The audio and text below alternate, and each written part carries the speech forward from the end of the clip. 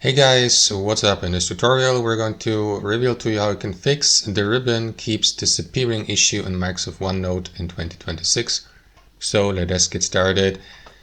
Open up Microsoft OneNote on, for example, on your desktop computer, and there is that issue, guys, that, for example, in some cases you may not see the ribbon here at the top with these, for example, text formatting options. For instance, if you navigate to one of these tabs at the top, like the Home tab, you will see the ribbon here with these options, but if you click into your page or note, this ribbon may disappear, and that is a pretty common issue on many applications. And you can fix this if you accidentally disabled or turned off the ribbon by opening again one of these tabs and by clicking into that arrow down icon just to the very right of it to access the ribbon display options.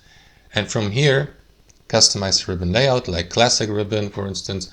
And here under show ribbon, make sure that you choose or switch from show tabs only, which is the current setting, to always show ribbon. So if I, for example, click into my note, these options will not disappear this time. That's how we do it, guys. Thanks for watching and have a wonderful day.